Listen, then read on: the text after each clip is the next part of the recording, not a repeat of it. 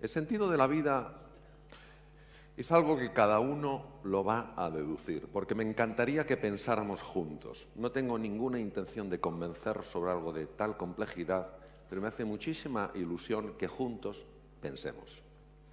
Y veréis, a lo largo de estos 2 días tenemos una oportunidad maravillosa y podemos tener una preciosa aspiración. Que en estos 2 días descubramos algo, una cosita, solo una, que nos ayude a sufrir menos y a ser más felices. Un descubrimiento que nos ayude también a tener una mayor positividad, una mayor ilusión y un mayor entusiasmo, para así poder inspirar a tantas personas que creen, que sienten que no pueden, para que se den cuenta de que claro que pueden, que tienen un maravilloso potencial que necesita ser desplegado y que son capaces de hacer sus sueños realidad. El gran psiquiatra suizo Carl Gustav Jung, que durante una época colaboró con el austriaco Sigmund Freud, dijo que el único propósito de la vida es encender una luz en medio de la oscuridad del existir. Tenemos solo 2 días. Y a lo mejor en estos 2 días no podemos contestar a todas las preguntas, a todas las inquietudes que tenemos, pero sí podemos utilizar nuestras mentes, que por eso son tan brillantes, para ahondar en estas cuestiones, en estos temas, y encontrar tal vez una orientación para que nuestras vidas sean mucho más plenas y mucho más felices. ¿Y sabéis lo que pasa con la mente? La mente se parece mucho a un paracaídas, funciona mejor cuando está abierta. ¿De qué manera vamos a tocar la cuestión del sentido de la vida? Intentando responder juntos a 2 preguntas que son casi 2 misterios. La primera es si el alma está en el cerebro y la segunda es si somos lo que pensamos. ¿Está el alma en el cerebro? Yo os voy a contar una pequeña historia que hace poco escuché. Dicen que había un científico que estaba trabajando en un tema complejo y entonces apareció el chiquitín, apareció su hijo pequeño y dijo: papá, ¿qué estás haciendo? ¿Qué estás haciendo? Bueno, hijo, estoy trabajando en una cosa muy complicada, necesito concentración. No, papá, pero yo es que te quiero ayudar. Y el padre le daba un poco de pena decirle: hijo, vete que yo tengo que estar concentrado. Y entonces pensó: le voy a dar una tarea de tal manera que mi hijo se quede ahí entretenido y me deje tranquilo. Y entonces cogió un mapa del mundo que había por ahí, lo rompió en pedazos y le dijo: mira, hijo, a veces los inventores, los descubridores tenemos que hacer estas cosas, reparar cosas rotas. A ver si eres capaz de reparar este mundo que está roto. El padre imaginaba que el hijo se estaría días intentando resolver esto. Pero al cabo de 1 hora, el hijo le devolvió el mapa perfectamente reconstruido. Y el padre dijo: pero hijo mío, ¿cómo has podido hacer esto? Si es enormemente complejo. Dice: papá, yo no sé cómo reparar un mundo roto, pero mira, jugando con las piezas le di la vuelta y vi que había trocitos de un hombre, de la figura de un hombre, y yo sí sé cómo es un hombre completo. Entonces reparé el hombre completo, lo pegué y le di la vuelta. Por eso esta pregunta de si el alma está en el cerebro puede ser más relevante de lo que pensamos hoy, porque lo que nos estamos preguntando es si somos seres exclusivamente materiales o también hay en nosotros una dimensión espiritual. Y sí me gustaría recordar que espiritual simplemente significa algo no material, por tanto, algo que no está regido, no está sometido por las leyes de la materia. Pero vamos a ir por partes, como diría Jack el Destripador. Primero, ¿qué es el cerebro? El cerebro es una realidad material que pesa aproximadamente 1200 gramos. Está compuesto por neuronas, por células de glía, que son 6 veces más numerosas que las neuronas, y por vasos sanguíneos. Hay 100.000 tipos aproximados de neuronas distintas. Un número de neuronas de 100.000 millones, que establece unos 100.000 billones de conexiones y se calcula que hacen 3 trillones de operaciones por segundo. Eso es el cerebro, una maravilla. ¿Qué es el alma? El alma es una realidad metafísica, es decir, es una realidad no material y por tanto las ciencias positivas, ni la física, ni la química, ni la biología pueden decir nada sobre la existencia del alma porque son ciencias diseñadas y estudiadas para la realidad de las cosas materiales. Entonces, ¿qué es lo que podemos hacer? Pues lo que decía el gran filósofo austriaco Ludwig Wittgenstein: donde no podemos hablar, hemos de guardar silencio.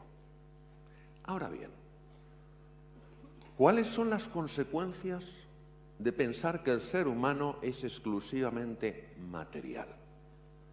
Pues yo diría que varias.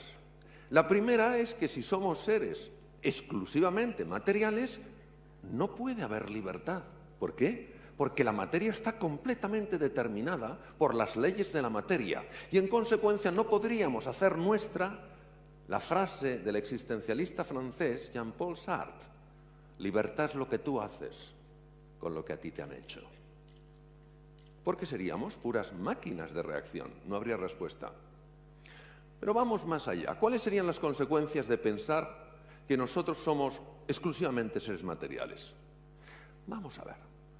Traer a vuestra mente a alguien realmente querido, un padre, un hijo, tu novio, tu novia, tu marido, tu jefe, quién sabe. Y traerlo, dejar que llegue a vuestro ser. Hay cambios físicos, seguro que los notáis.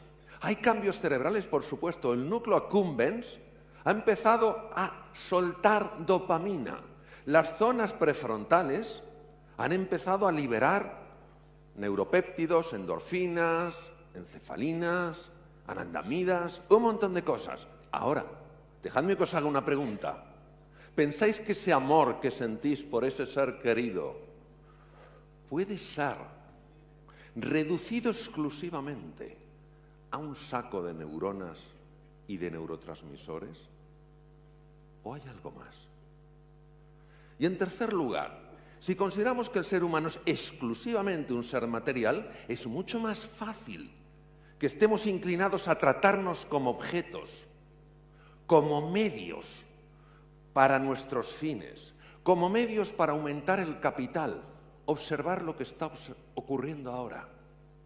¿Acaso no nos sentimos esto, medios unos de otros? ¿Tendrá algo que ver que se ha desgajado por completo esta dimensión espiritual? Ahora bien, cuando estoy hablando de una dimensión espiritual, no estoy hablando nada más que de abrirse a la posibilidad de que esta dimensión exista. No hablo de abrazar un credo o un dogma, aunque algunas personas insistan en decirnos que es la única manera de abrirse a esta dimensión. Estoy hablando de algo mucho más profundo, de entrar en contacto con algo lo más íntimo que hay en el ser humano.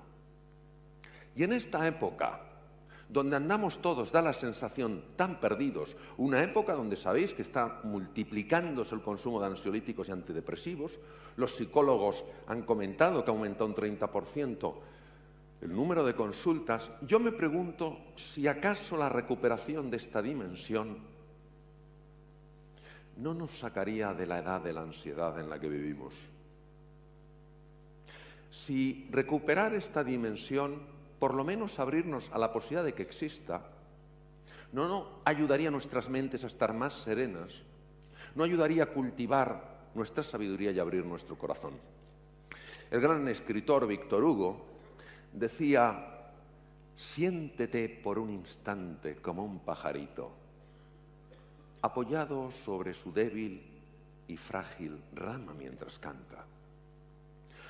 Aunque siente como la rama se dobla y puede quebrarse, está tranquilo, porque en el fondo sabe que puede volar. Por eso que cada uno haga esta reflexión y, si lo decide, que empiece esa búsqueda personal de la que ya hablaba el grandísimo Campbell, el hombre que más ha conocido, que mejor ha conocido la mitología tanto de Oriente y de Occidente. Hombre que decía: El sentido de la vida es hacer que los latidos de tu corazón sintonicen con los latidos del universo. Y ahora vamos al segundo tema. ¿Somos lo que pensamos? Y aquí tenemos que ir a la sabiduría ancestral. Irnos, por ejemplo, a la India, hace 25 siglos, donde se escribía en lengua pali, y coger el Dhammapada, la recopilación de los textos de Sakyamuni Buda, el primer Buda, Gautama Siddhartha, que dice textualmente lo siguiente en un fragmento: nuestra forma de vivir está moldeada por nuestra mente. Acabamos convirtiéndonos en aquello que pensamos. Claro, esto nos tiene que dar motivo de reflexión y decir, bueno, vamos a ver, ¿esto puede ser así? ¿Puedo yo con mi pensamiento construirme o destruirme? ¿Realmente puedo transformar mi forma de ser en la vida cambiando mi forma de pensar? Los pensamientos perturbadores, tipo, no soy capaz, no hay solución, desesperanza, activan emociones aflictivas, como el resentimiento, como el miedo, como la frustración, como la ira, como la desesperanza. Esto da lugar a una activación de todo un sistema extremadamente complejo, se llama el sistema nervioso simpático. Os voy a decir el efecto de estas emociones aflictivas cuando se mantienen en el tiempo. No quiero ver a nadie salir del circo Price diciendo, Dios mío, tengo todas las emociones aflictivas, me voy a meter bajo un puente a llorar. Hablo extendidas en el tiempo. Primero, debido al cambio que producen en el riego sanguíneo del cerebro, alteran profundamente la capacidad de analizar y de pensar con rigor, es decir, con alcance, con anchura y con profundidad. Segundo, bloquean casi por completo el proceso creativo, porque los lóbulos prefrontales son clave. Tercero, alteran enormemente la memoria, la capacidad para aprender. Cuarto, generan insomnio. 5, sobrecargan el corazón. 6, facilitan arritmias. 7, generan hipertensión. 8, aumentan la grasa abdominal. Pero ojo, no salgamos del circo Price, veamos a alguien con aspecto tipo tonelillo y le digamos, madre mía, tú debes tener emociones aflictivas por todas partes, porque no necesariamente es así.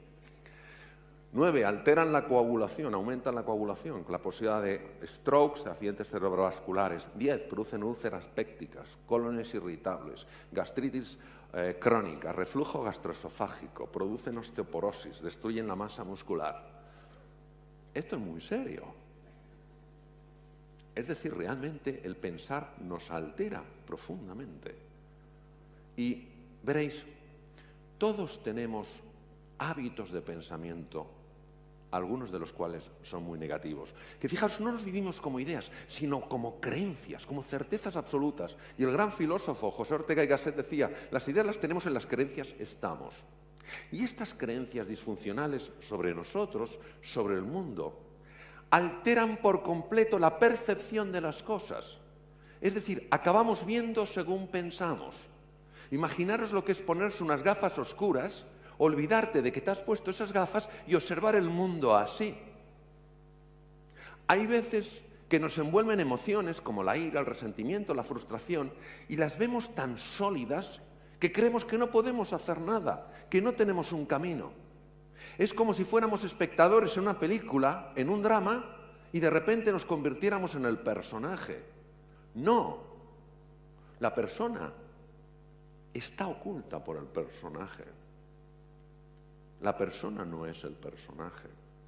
Tenemos que reinventar nuestra forma de mirarnos.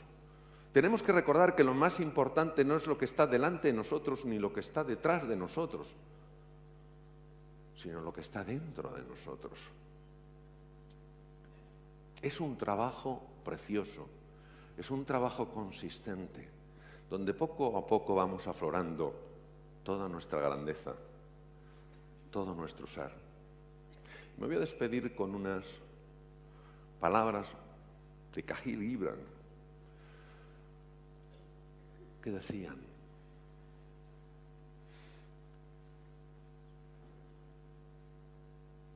en esos inviernos que soporta el corazón. Hay una primavera a punto de despertar. Detrás de la noche más oscura, siempre hay la promesa de un espléndido amanecer. Nosotros, ante los zarandeos de la vida, cuando la vida nos da por todos los sitios, podemos caer en la oscuridad de la desesperanza o abrirnos a la oscuridad del misterio, sabiendo, creyendo que aunque no lo veamos, aunque no lo comprendamos y aunque no nos guste, en la vida todo tiene un sentido. Gracias.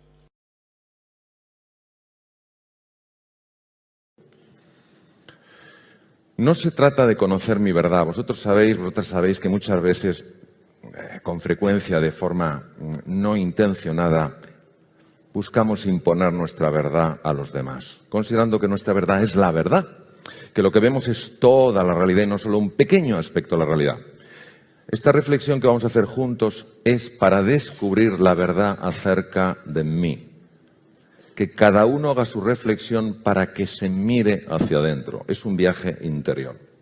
Se ha mencionado al gran filósofo Wittgenstein, el austriaco, tan conocido sobre todo por su Tractatus, y yo voy a utilizar otras frases de Wittgenstein que decía: los límites de mi lenguaje son los límites de mi mundo. Quiere decir que nosotros hoy, aunque usamos palabras, y las palabras son el gran descubrimiento del ser humano hace 150.000, 200.000 años, sabiendo que la palabra y el lenguaje de alguna manera moldea nuestra forma de pensar, el lenguaje genera emociones, genera imágenes, hemos hoy juntos de ir más allá del lenguaje. ¿Cómo se puede hacer esto? Yo solo he descubierto una forma, que es la metáfora. La metáfora, el símbolo, como nos comentabas tú, Carlos, tiene la capacidad de meternos automáticamente en mundos profundos. Entonces vamos a ir abandonando la superficie y poquito a poco vamos a ir ahondando en el mundo de lo profundo. La apariencia que las personas muchas veces mostramos es una apariencia tosca, que no hace juicio a la realidad. ¿Y esta apariencia de dónde viene? ¿Por qué se genera así? Es una mezcla muy compleja. En primer lugar está la máscara. ¿Qué es la máscara? Es como yo me he de presentar ante vosotros y ante vosotras para no mostrar mis vulnerabilidades y mis fragilidades, para no mostrar mis miedos, para no mostrar mis desconfianzas, para no mostrar mis despistes, mis torpezas. Pero a veces, por más que la máscara esté actuando, observando la realidad atentamente, diciéndome: Mario, quieto, no muestres esto, ponte más serio, la espalda más recta, de vez en cuando se cuelan torpezas, se cuelan inseguridades, se cuelan miedos, se cuela la sombra, descubierta por Carl Gustav Jung en un sueño, cuando vio que algo le seguía y sintió terror. De repente se dio la vuelta y vio que lo que le seguía era su propia sombra. Pero, sin embargo, también sabemos que en la expresión que tenemos las personas a veces hay una enorme grandeza y nos sale una idea colosal, o somos especialmente creativos o especialmente bondadosos y generosos. Y eso es porque también se cuela lo más profundo que hay en el ser humano, que es hacia donde está destinado en nuestro viaje. El núcleo, el core, la esencia del ser humano, lo que nos da nuestra existencia.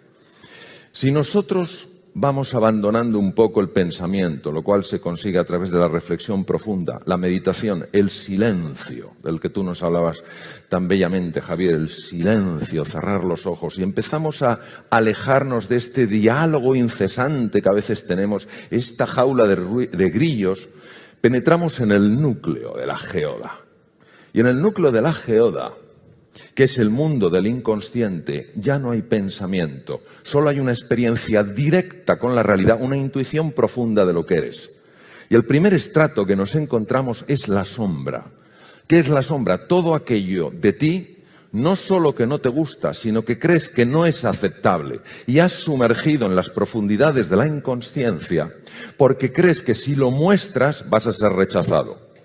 Hay una sombra, que es la sombra blanca, en la cual sumergimos incluso la alegría. Imaginaros que habéis estado en un entorno familiar cuando erais pequeñitos o un entorno escolar y vosotras vuestra alegría la mostrabais y alguien os ha dicho, aquí todo es demasiado serio. ¿Qué es eso de reírse tanto o estar tan contento? No sé si sabéis que después del desastre de Cuba, donde España fue un desgarro, Valle Inclán atacó durísimamente, la generación del 98, Valle Inclán atacó durísimamente a Joaquín Sorolla, el pintor de la luz, porque no podían aceptar en aquella época donde todo el mundo se desgarraba las vestiduras y se cubría el cuerpo de ceniza, no podían entender un pintor de la alegría, un pintor de la ilusión, un pintor de la luz. Y eso nos pasa también a las personas. Vamos sumergiendo aspectos nuestros porque parece, da la sensación, tenemos la idea de que si los mostramos no vamos a ser aceptados. Por eso, la primera experiencia cuando se entra a través de la meditación, la reflexión o el silencio profundo es la experiencia con la sombra. No es una experiencia agradable, es entrar en el basurero. Pero ese basurero es parte de lo que somos. Nosotros no somos basura. Una ciudad con basura no puedes decir es un basurero, tiene basura y esa basura es parte de lo que eres. Y si no lo asumes, si no lo asumimos, si lo aceptamos, va a salir por los recovecos y cuando menos te interesa vas a decir lo que no querías decir y cuando menos te interesa vas a hacer lo que no querías hacer. Pero fijaros, en el núcleo de la geoda está el ser, lo que nos da la existencia, lo profundo, lo inefable, lo que no hay manera de describirlo con el lenguaje, pero se puede experimentar con extraordinaria profundidad. La sombra, como no la aceptamos, la proyectamos en los demás y les rechazamos. Y yo, por ejemplo, si no acepto gestos míos de la torpeza y he sumergido la torpeza, veré con claridad diáfana la torpeza en los demás y en los demás lo rechazaré. Qué cosa tan curiosa, cuando los demás están actuando como espejo mío.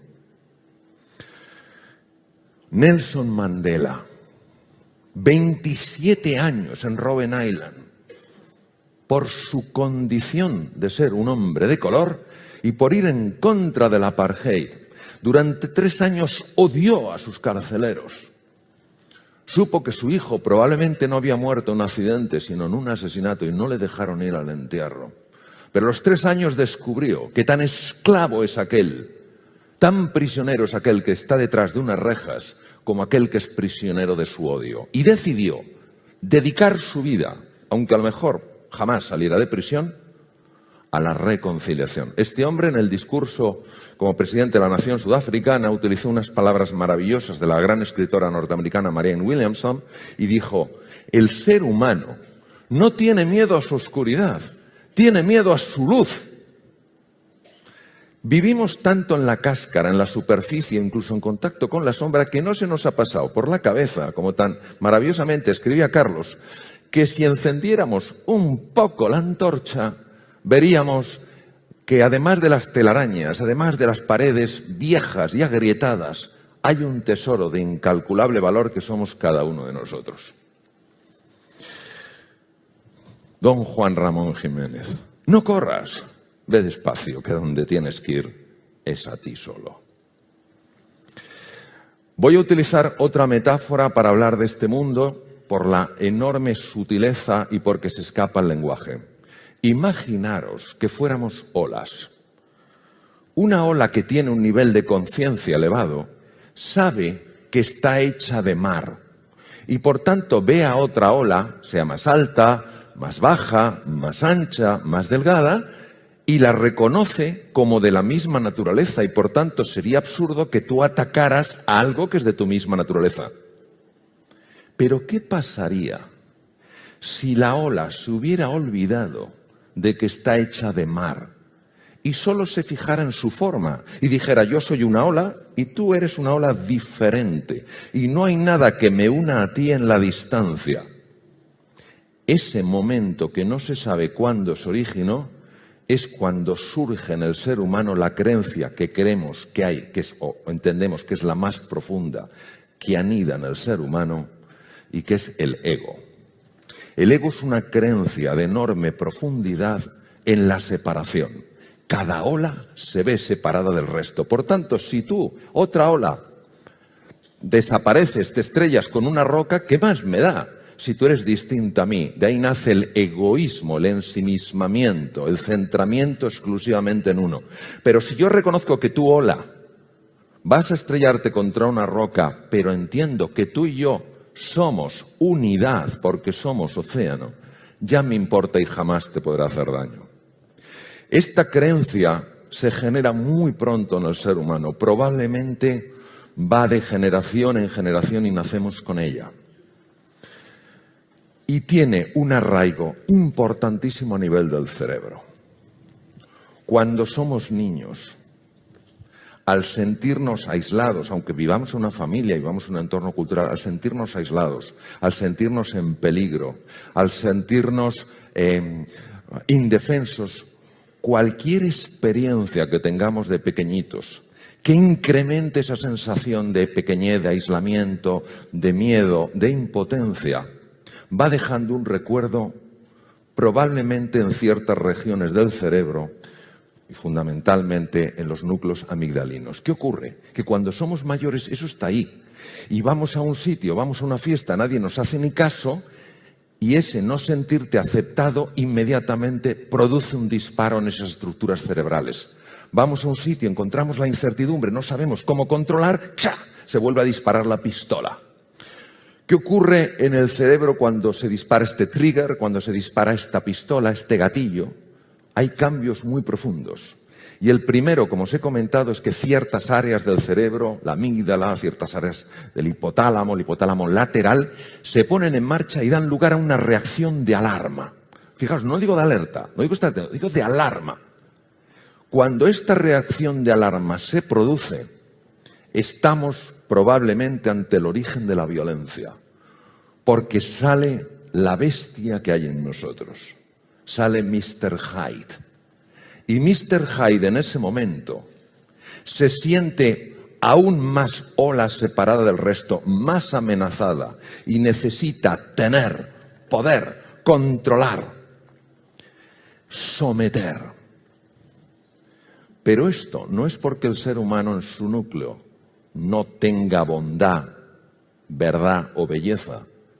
Es porque vivimos a nivel de una creencia muy instalada que es el ego, donde cada ola no se siente parte del mar.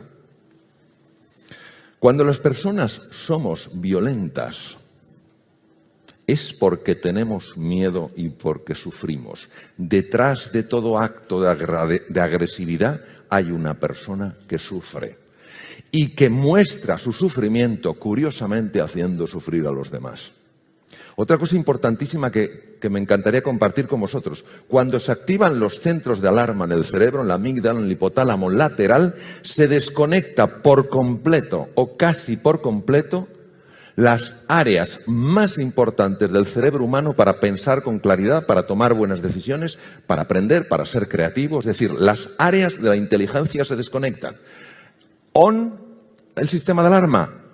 Off, el otro.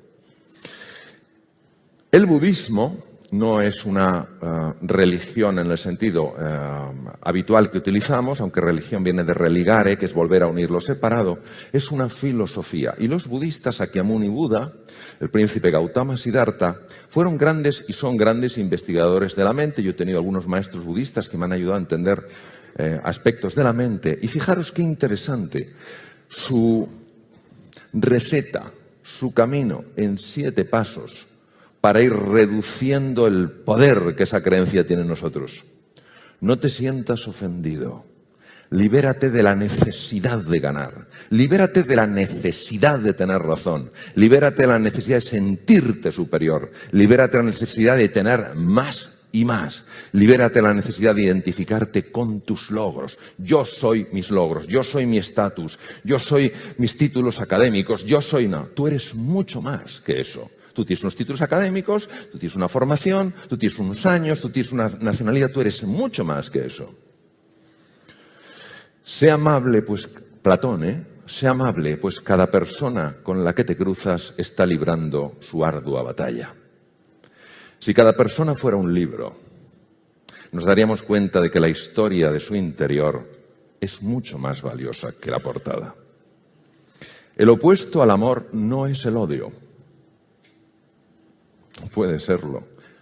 Lo opuesto al amor es el miedo. Gracias.